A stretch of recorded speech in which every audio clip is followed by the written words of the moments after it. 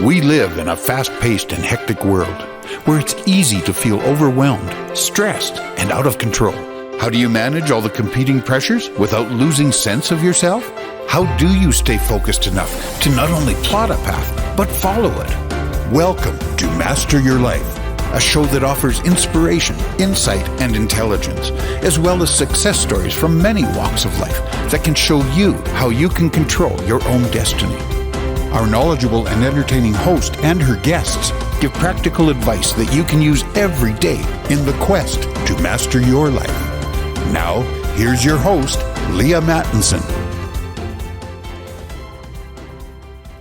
Hi, everyone, and welcome to today's show. I'm just so happy to have each and every one of you here from wherever it is that you are on the planet tuning in to today's most important episode. I'm host Leaha Mattinson. You can check out all of our work at masteryourlife.ca. So if you're listening to this on a podcast, I want to encourage you to get over to the website so that you can actually watch the show. We're talking today with Dr. 𝙇𝙞𝙩𝙩, who is a chiropractor and functional neurologist from Red Deer, Alberta, Canada. Dr. 𝙇𝙞𝙩𝙩𝙩, welcome to the show. Hello. Yeah, thanks for having me again, Leah. It's wonderful to have you. Now, for those people who haven't had an opportunity to listen into Dr. Dave's previous episodes, we've done about 6 or 7 now on everything from birth to death, sexual energy, patient care, and also really talking about the development of morality and virtue. And where does that come from? And that is all related to brain health. And those of you who listen to the show, watch the show, know a couple of things. Number one, I am very interested in brain health because I believe that it is the seat of everything that we have that is successful or a failure in our life. I'm very passionate about that. And so those of you who are new to the show maybe don't know that. The second thing is I always encourage people to get out a paper and pen because I want you to make notes of the things that you're going to learn today. We're talking about some pretty serious things with your health. And we're going to have fun doing that because, you know, everything is a shenanigan fest around here. That's how we talk about some dicey subjects and hope that you're able to pick up the parallels of what we are dishing up to you. So today with Dr. Dave, it's my absolute delight to talk about molecular mimicry and mechanisms, the 3 M's to have a vital, healthy, fantastic life. Dr. Dave, take it away. What are the 3 M's? Why are they so important? Well, just to kind of dive in on them, so much right now is immune system. So as an alternative healthcare provider, of course, in school, we get a lot of courses on immunology. What's not in our scope of practice is ever treating a pathogen. So when we talk about these things, basically from what I've done with functional medicine and with functional neurology and in the different states and provinces that I've practiced has always been basically treating the human body. So we've looked at basically how we can change lab tests with lifestyle, diet, supplementation, and activation of different systems and trying just to hack the body that way. And one thing that commonly pops up in different neurologic disorders is going to be injury to the system. Well, one of the injuries can always be a pathogen. And there's several disorders out there where basically the immune system learns to attack your own body. So there's multiple sclerosis, there's thyroid disorders, there's PANDAS in pediatric populations. So all of these have to do with basically a virus or a pathogen coming into the body, creating an immune response, but it's very similar to tissues in the human body. So sometimes what happens is the immune system becomes very good at attacking these, and then it attacks the next thing that sort of looks like it or sort of reacts the same way as what the virus does. So that's kind of the basis behind molecular mimicry, is basically an outside pathogen is causing an immune reaction that then tricks the body into attacking itself. Right. And we've been dealing with this for as long as we've been around, as far as we know. Pathogens are around us all the time. I know when I was young that we would get encouraged, hang out with people who have measles, because then you get it over with. Chickenpox, get it over with faster. And so that was the approach at that time.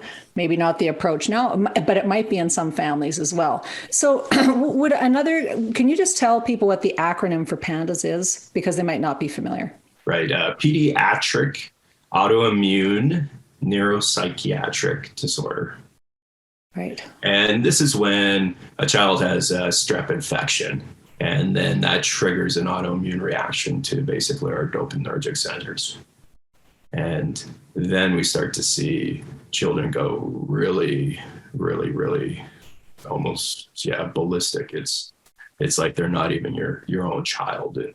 In certain cases, they're just throwing tantrums and fits, and it can be very disturbing to a lot of families if this occurs. What age is that kind of at, David? The pediatric population again. So okay, so little. Exactly. Yeah. Little. Yeah. It's, I'm going to share this episode with somebody because it just dawned on me that somebody very close to me had this experience with their child when they were 2. And we went to the doctor, and it was a very horrific situation where whatever the thing was passed in about 12 hours, but the child was completely not even able to walk. So a child who had been able to walk, not able to walk. Yeah. So it's just all the symptoms that you're saying. It was really, really distressing. And the person was a young mom, and the staff at the hospital was quite dismissive of those symptoms. It was very, very scary. So thank you for taking a minute to dive into that. And I'd like you to all just take a moment to share this episode with people who are the parents or the grandparents of young children, because part of Master Your Life is really about learning to identify for yourself when things aren't right. Right. And if you don't know that things aren't right, then you might go, well, that's kind of these are expected things, or maybe it's just part of them being 2 years old. That was kind of part of what this young person was told. And that's just because they're 2. Terrible 2s. It's like, no, it was not terrible 2s. so no. In these cases, yeah. Yeah. And that's one of the autoimmune conditions that is directly tied towards a virus, whereas some, it might be multiple things kind of attacking are causing the immune system to go haywire. So quite often in most of these diseases, and it's not one bullet, it's a buckshot. So right, yeah, very interesting, and distressing. So in adult populations, multiple sclerosis, Lyme disease also in this category? Lyme is obviously the big one, where a pathogen can cause neurologic issues. Yeah. Right. There's a lot of report studies that I've seen that, of course, one virus or pathogen also kind of has a cross reactivity with other ones. And sometimes that can be a good thing, meaning that if you have an exposure to one, then you're almost protected against another one that's similar to it in some cases. But also it means that one exposure with one can also cause an immune reaction to go up when you're exposed to a different pathogen that's similar to it. And of course, the immune system gets better every time you're exposed to something. So really what happens then is you can get more and more dysregulation with different exposures if that's the way the immune system is being skewed in your body. So kind of in layman's terms, it means if you've been able to handle the pathogen, if your immune system's been able to handle the pathogen, then it upgrades its own immunity. And if you've struggled with it, it might cause some other complications along the way. Is that? Exactly. So people that already have a dysregulated immune system and they're prone to autoimmunity, the next time they're exposed to something along these lines can cause a worse reaction.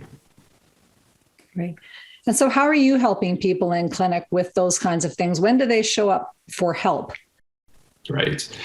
Basically, after everything's being sort of discovered with them already. So they usually come in with a diagnosed condition already. So autoimmunity, though, Thyroid is kind of one of those conditions that's going to affect energy levels. And of course, then that's how the brain functions as well as with those energy levels.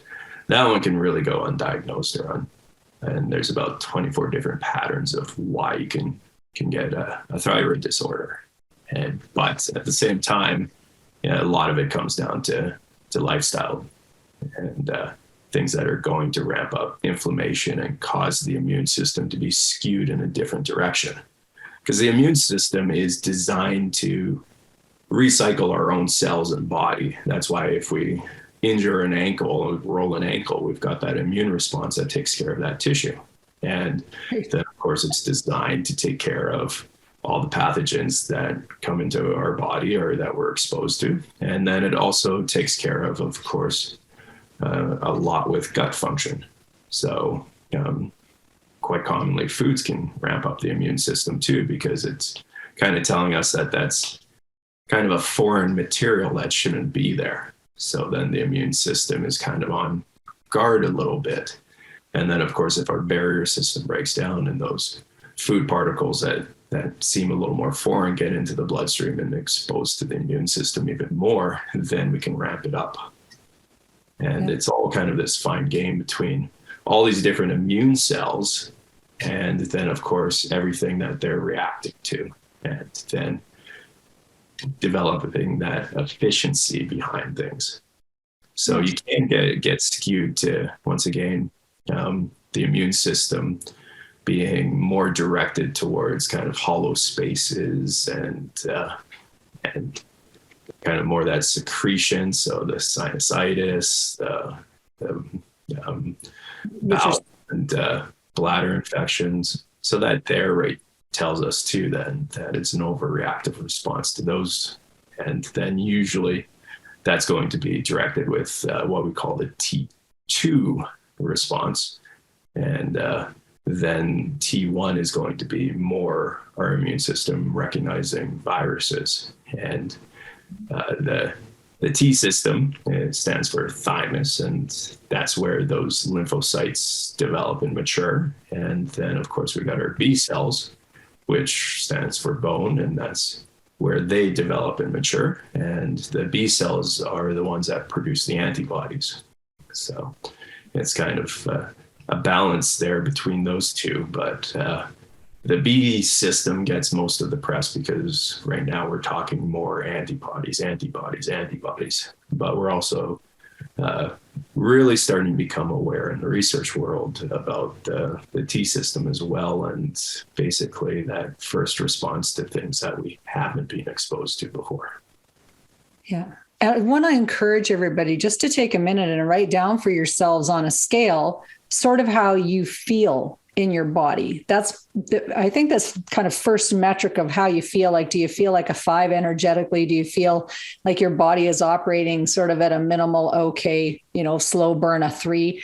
Or do you feel like you're excellent health, a 10? And then sort of go down from there and get yourself on a scale somewhere. Because once you've identified for yourself how you feel, like energetically, whether you think your digestive system is good, if you think your brain function is good, like if your cognition's good, your impulse control is good, your bank account's doing all right, your relationships are all right, you're not blowing up at people, you haven't told your employer to take a flying flip through a rolling donut, those kinds of things. And maybe right now, some of you have completely justified reasons to do that. So let me take that back.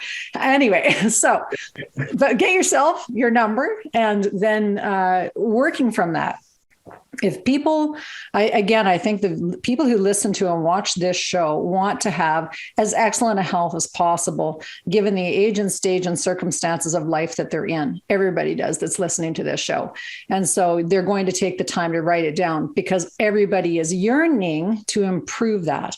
It's like, how can I improve my function? Well, maybe this might be a surprise to you that some of these situations that it might seem like they're outside of your control because they're environmental and that are happening to you, quote unquote, that you can mitigate some of it through lifestyle. But you bring up a point about barriers, the barrier in your stomach. There's a barrier there. So when you ingest something, it will do something in your stomach to either expressly get rid of it or kill it with digestive juices or, half be successful, and then you can feel terrible for a number of days or whatever.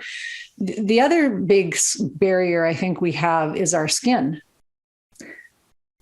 Yes. We talk about gut barrier because, of course, all our food and digestion goes through that. But basically, both of those are outside world.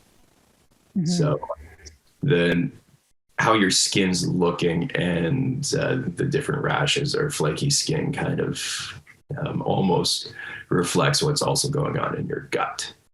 And the three major barrier systems within the body is going to be our gut barrier system, our lung barrier system, and our brain barrier system. And those basically use the same proteins.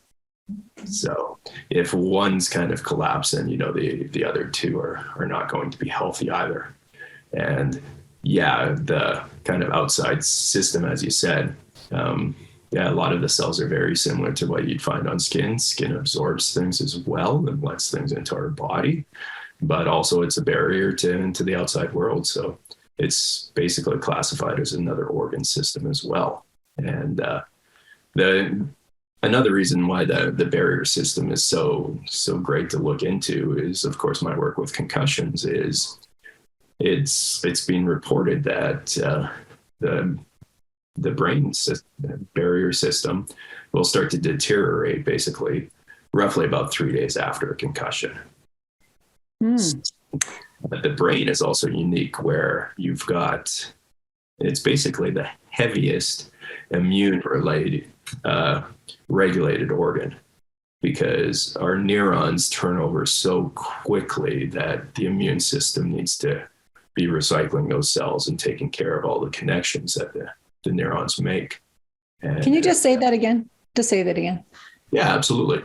So the brain is one of the most heavy immune regulated organs in the human body. For each neuron, there's multiple what we call glial cells, which are basically immune cells that are going to take care of remodeling tissue and keeping that tissue healthy. So whether it's cells that are just dying and kind of overused and need to be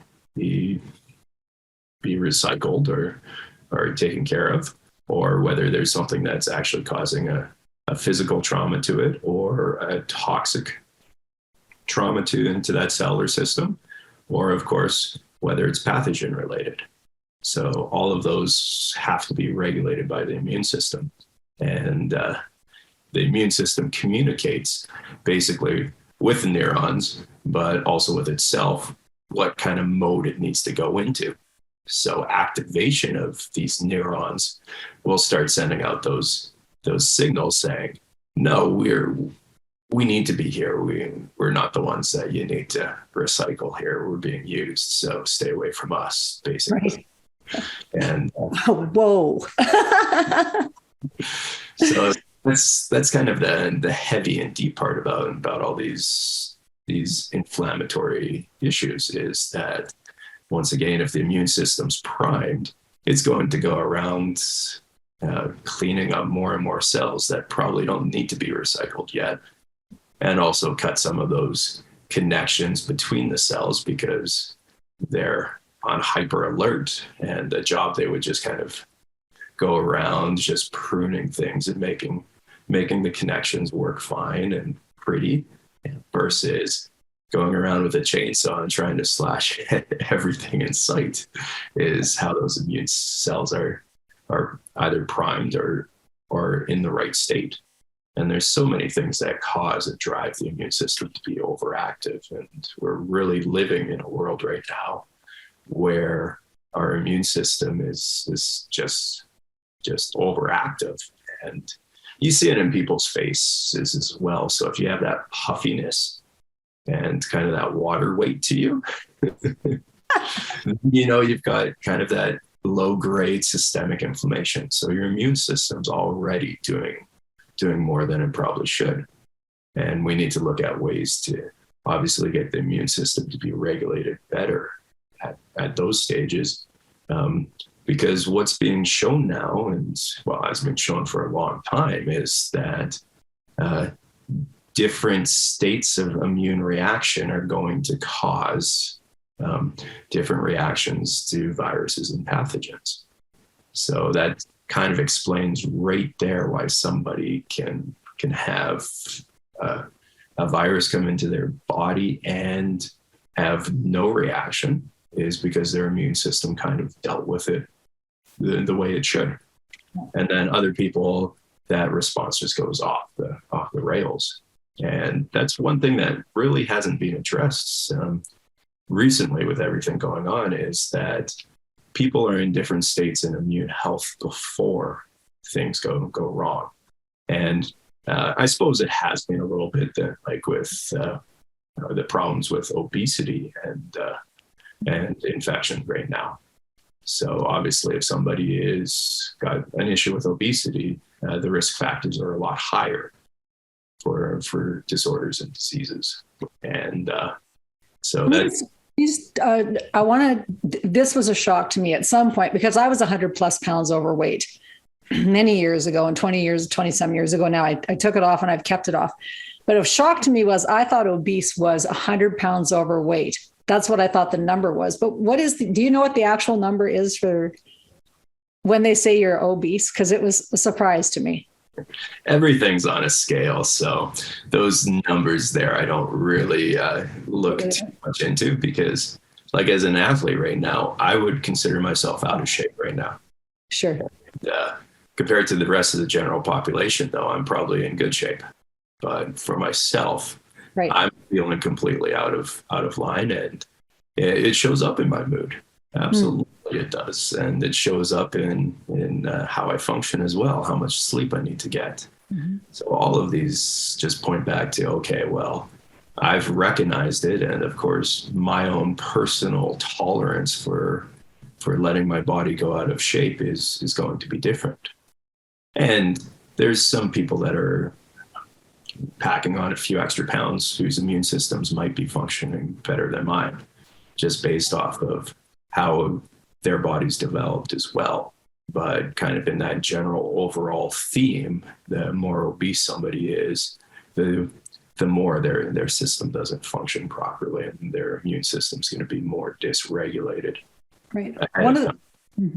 One of the things that was helpful to me along the journey of the losing weight, keeping it off, though, was Dr. Howard Rankin, who I had on the show for a number of episodes.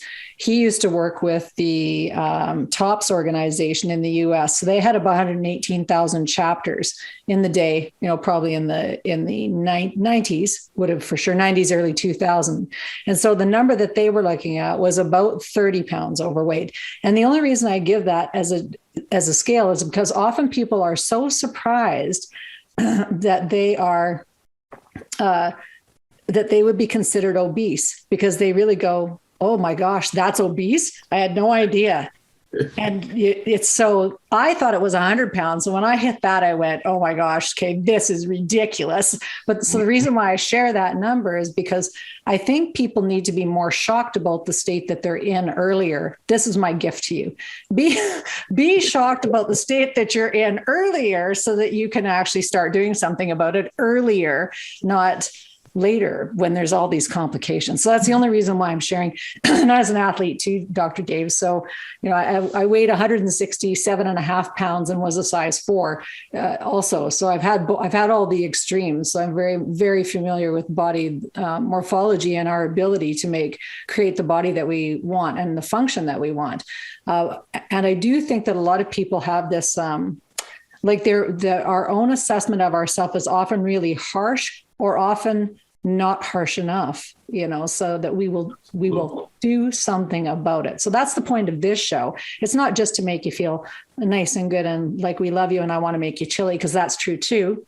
Yeah, I do. I want all those things. I want you to come over for Christmas. Everybody come on over and let's have some, real hugs and that kind of thing. That's because I am about that and feeling good. And I want you to feel good in the body that you're in. And so if there's things that we can help you to activate on to remove inflammation. And if that includes you having a little bit of a wake up call, so many times people, if I'm asking I used to do weight loss for people, help them with their weight loss. And I'd say, well, how much do you weigh? They go, well, I haven't stepped on a scale in probably the last then there'd be this long pause. And for sometimes people, it had been many years even. So when they got on the scale, they were shocked about what the number was. And then they didn't want to talk to me. And I'm like, okay, come on. I've been where you are. You seriously, there honestly is nothing that you're going to tell me that's going to horrify me. And what I'm going to say right back to you is awesome. That's a great place to start. Let's get rolling on whatever it is. Let's get rolling on it. But the shock that people had about being 70, 80, 100 pounds overweight, and they really thought they were only 30 pounds overweight in their mind. So until they saw it there, it wasn't a problem. So there's this thing called observer effect. And if you observe something, then you can do something about it. You can affect it. But if you're not observing it, you can't change it all, these things. So you're giving some hot tips. Look at your face. If it's puffy, that might be a sign something's not that great. If you've got fluid retention, take a look at that. Do you have that? Are you overweight a bit? Like after you eat, yes. What's your energy levels at? Yes. Yeah. And all of that too goes into basically how we can take control of a situation instead of being powerless. Because being in the powerless position is just maddening for a lot of people, if right. not everyone. So the gift there is basically that once again, there are things that you can take control over and enrich your life at this point in time and make yourself feel better and set yourself up for more success, even if there's something bad going on around you. Mm-hmm. Yeah. I love it. That's very encouraging, Dr. Dave. And I think people need encouragement now more than ever in terms of taking back their health and well-being. There's a lot of interesting symptoms showing up that haven't been in our population or in the general population anyway for quite some time. And that people are becoming more aware of around them, and that they want to try to figure out either how they got sick in the first place, or how they can deal with symptoms that they might not ever know what the actual cause is. Right. So can you speak to some of that? Like, what's your experience or what your clinical experience has been or is currently? Well, with immune disorders, a dysregulated immune system can attack so many different tissues. So it can be from joints to muscles, which show up in absolutely every massage, chiropractic, physical therapist, and athletic therapist office, is that there can be an underlying immune function that's causing the joint pain, and these are the practitioners that are getting symptoms taken care of. But of course, it can attack other systems too, from the heart to the brain to liver, lungs, and kidneys. All of them can be attacked by the immune system, or have dysregulation that doesn't put that organ in an advantage where it can really continue on with optimal jobs in what it does. And of course, right now, the big ones flying around are of course going to be the lungs having an overactive immune response to a pathogen, and then of course myocarditis is coming up now, and then of course brain inflammation as well are the big ones that are getting reported on. And of course, these are very overactive immune responses to that virus and pathogen at this point in time. So it's a very overreactive one, causing the immune system to go haywire, basically. But of course, with all sorts of other disorders, you can have basically low-grade storms come through with virus or pathogen. Mm-hmm. And of course, that's going to get those immune cells on guard for the next one. And then when they have the next kind of mini storm, then they're even more primed. And then this continues on and on until something actually becomes, instead of being subclinical, it becomes clinical. And that's kind of the example of low-grade autoimmunity that hasn't shown up yet versus high-grade autoimmune disorders. And of course, you can have these low-grade attacks to the system, and there's not that confusion between self and an outside source of molecules. So you can have a cold and obviously fight off that infection. And at no point in time did that tell the immune system that that virus or the proteins that that virus was making got confused with that versus what your body's been producing. But there are definitely different viruses and proteins where the chances are a lot higher that there's going to be that cross-reactivity or the immune system gets confused between one particle of this versus one particle of self. And then all of a sudden, every single particle of self starts becoming recognized to some extent. And then there's different levels of how bad that reaction can be. So can you give an example of a person or someone that you've seen that's kind of gone through that? I've had like lots of samples in my head of my own life, but maybe you've got somebody or a case that you can share with people so they can just see what that kind of person might go through in a day, or someone who's experiencing that might go through in a day or a week. With autoimmune flares? Yeah. Well, yeah, basically all of a sudden they're functioning fine, and then they get a flare up in their disorder. So whether it's lupus, where you start to see more of the rashes show up in skin disorders, or whether it's MS, where you start to get more of the balance and orientation issues with eye movements start to break down, and then of course energy and fatigue with those. All of those happen with these autoimmune flares, and there's so many things that once again can come into the system that will get the immune system to fire up more. And a good one is going to be when different foods and proteins start to also cause an immune reaction. Mm. And there's all sorts of things we have to look at with those. And there's more and more advanced lab tests coming out where you can actually look at that. If you see on food sensitivity tests, basically one or two foods, then those are the one or two foods that, there's a cross-reactivity to, and you need to stay away from them for the rest of your life because they can cause that immune response to continue to build and get more active. Versus somebody who has food sensitivity tests where basically all of the foods come back sensitive. And in that case, right there and there that that barrier system and the processing of food is just so dysregulated. Heal up the barrier system as best you can, wait a while, and then retest on those ones. Mm-hmm. And those can be challenging though too, because once again, it's a system that's very dysregulated, and you're trying to get the dysregulated system to start building healthy, vibrant, living tissue. Then that's going to work properly. So it's not easy when somebody's obviously in a very bad situation that way. It's going to take time. Right. So balance is something that you pointed out. So I wanted just people to take note of that, because balance is one of the highest reasons why people at all ages have injuries is from falls. And lots of them are from loss of balance. So that doesn't just happen when you're old.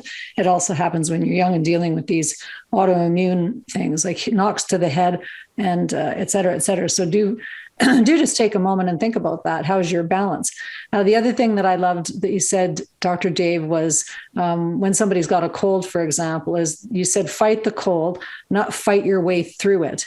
So I think what a lot of people do is they fight their way through stuff and they try to keep going, doing the same things that they were doing instead of actually going, hey, body, what is it you actually need here? So you have the first symptom, and instead of actually going and have a sleep, sleep. Just, there's go sleep, go have a sleep. That's pretty simple remedy. But a lot of people will push because they've got lots of responsibilities. So they'll say, I've got a lot of responsibilities psychologically. And in the human ecology of things, you being well is the most important thing, because then you can do everything else better and be making good decisions, et cetera, et cetera. So again, it's like the simple things to help people to be well when they're first against a symptom is the path of the most awesome. So you can do that yourself. You don't need to go check out someone else's anything. You just crawl in your bed and, cover yourself up and get a nice space where you can just sleep, and then see how you feel when you wake up. So there's some old grandmotherly sage advice. It's not just the guys from Harvard saying sleep is important. Yeah, just go back to having that nice soup that comforts you and also gets you those delicious electrolytes to help you fight off things. So that's right. And Dave's making soup. I'm making soup.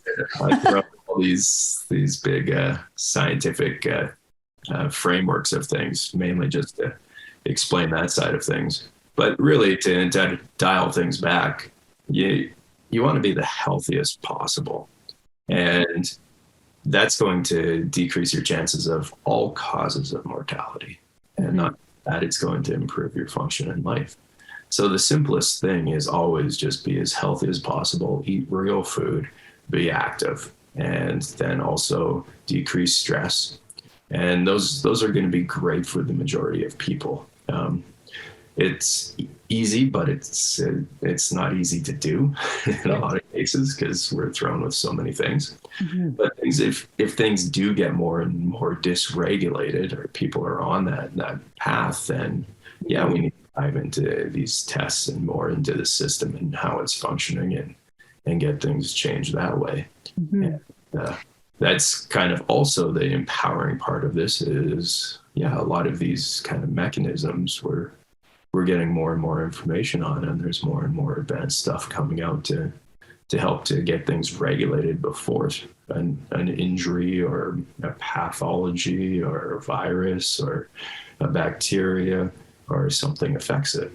So there is a lot that can be done beforehand, and that's kind of the, once again, things you can take control over. Yeah. And there are a lot of people who are struggling with very complex health issues that listen to the show. And I want to give people hope that they can get those things to be in better harmony and regulation. So we've got some specific things on the website, masteryourlife.ca, that can help people with their brain and gut biome, multiple things there. Dr. Hardy has a practice in Red Deer, Alberta, Canada at the Collegiate Sports Center there. And he's available for appointments as well. If you're local or if you want to fly in, I'm sure he'd be happy to chat. So make sure that you take time to actually reach out to Dr. Dave and get connected with him if you'd like more information around what it is that he's working on. And for any information on any of the previous episodes that we've done, please watch through those because they're full of very rich content that can help you to get your neurological function to be more stable. And I know there's these long lineups to get into the doctor's office now. We have a family neurologist that literally has not been able to take an appointment for the last 2 years.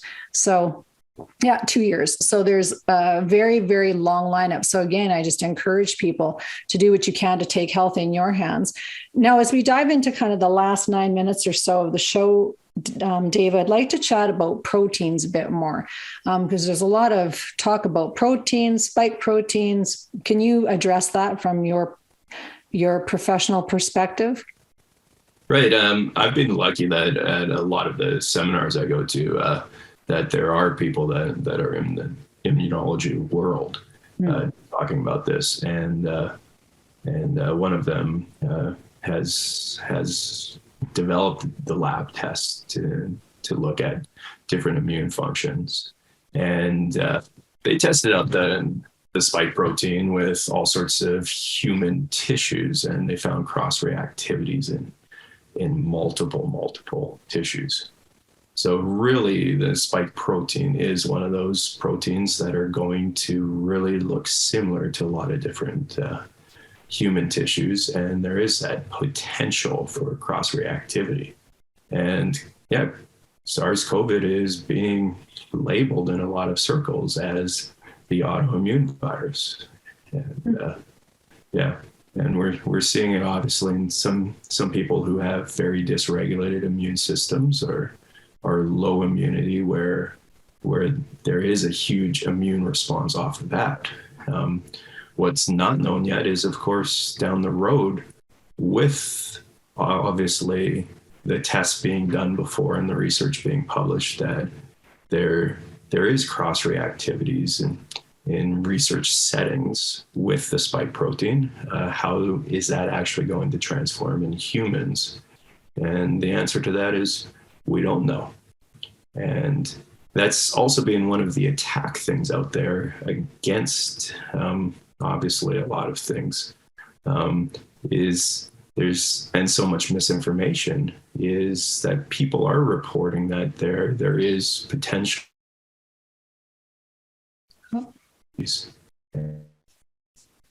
Just froze up for a second. Actually, how that pans out, because if all of these reports and possible sequelae from it are have merit, it's not going to be good. And it's one of those things I personally, and I'm sure everybody else feels that way, is that everybody's hoping that all those reports that it can cause cross-reactivities with human tissues is wrong. And the thing is, we don't know yet. So. Right. So the jury's out.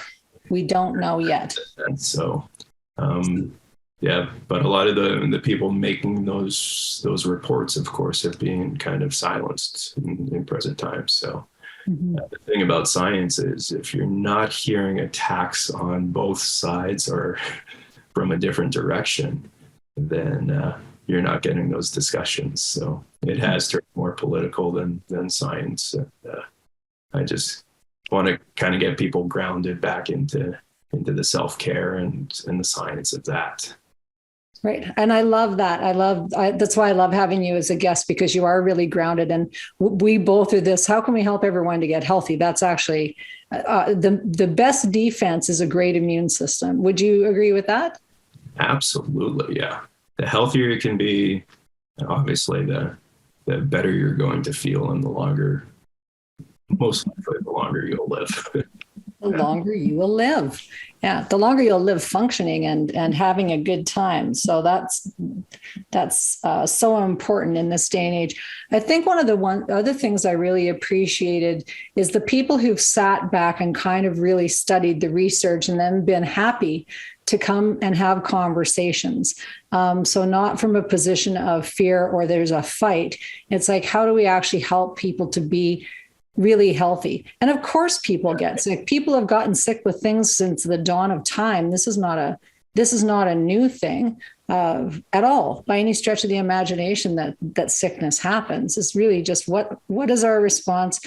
Is it appropriate? And are we taking personal responsibility for our health and well-being as best as we can, which is our primary responsibility. So again, just thank you, Dr. Dave, for being clear on that. And so what would you say in the last few minutes of the show would be the kind of top 5 things that you would encourage people to do, even if they've listened to other podcasts? It never hurts when you've given out those little gems of things that they can do today, starting right now, to help to have better neurological function and therefore have a more satisfying and happy life. The basics are, we need oxygen, we need fuel, we need nutrients. So the first thing you need to look out at with all of those is going to be the oxygen, because we can't go too long without breathing. So improving your breathing function as best as possible. So deep breathing exercises with fresh, clean air is always going to be beneficial to people. And it's underreported.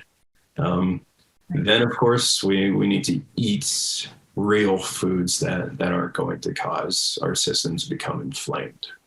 And then the last one is going to be activity. So we need to be activating our system, because basically tissues that are being used are going to once again be healthier and also signal to the immune system to be left alone and let them do their things because they're healthy. So it comes down to fuel and activation. So proper fuel from breathing, nutrition to the stimulation. And then fourth would be decreasing the stress level and letting your body recover as well. Yeah, love it. Love it. Love it. So what would be your favorite go-to 1-minute deep breathing exercise that everyone could do as we take out the podcast? Or baby, 1 minute of deep breathing. What would be your deep breathing exercise? Because a lot of people don't even really know how to do that. So the first thing is you got to be upright, because if you're slouched over, your ribs are going to be compressed and you can't get a full breath of air in. The other mistake people make is they breathe up top with their upper lung field and the neck muscles. So if you press on the front of your neck, if all those muscles are tight, achy, and sore, you're probably breathing a lot more in your upper lung field versus your diaphragm. So just put your hand on your diaphragm, basically right on your stomach, right where those ribs end, and then a hand in the upper ribs. And you're going to breathe in. You should feel your diaphragm kick in first as you breathe in through your nose. You should feel the lungs and ribs slowly start to come up. And then gently breathe out of the mouth, feeling once again the top part of the ribs relax first. And then you'll start to feel the diaphragm come in as you breathe completely out. And then you start to repeat that. So in through the nose, starting at the diaphragm, coming up the ribs, very gently using the neck muscles. And then exhaling, feeling the neck and the top part of the chest relax first, and breathing out nice and slow. And you want to do that with a 1-to-2 ratio. So in through the mouth and in through the nose and twice as long out through the mouth. Awesome. And people are going to struggle with it at first because they don't have that timing between the diaphragm and the upper ribs. So it's going to take a little practice. And if you feel uncomfortable doing it, like most people that I start explaining this to feel, then just give it a little time. It should be nice and relaxing. And once again, build on it and get better. So you might want to start out with just 3 seconds in, 6 seconds out, then build up to 4 to 8, and eventually up to like 10 seconds in through the nose, 20 seconds out through the mouth. And then you start to really get in tune with each segment as that breath moves. Yeah. What a beautiful gift for everybody as we leave this episode. Thank you, Dr. Dave, for sharing. You're so awesome. Thank you so much. Everyone, we're out of time. Go figure. We breathed ourselves right out of time. So with that wonderful gift, everyone, love yourselves, love each other, mind your minds. That's all for us. Bye for now. Thank you for being a part of our program today.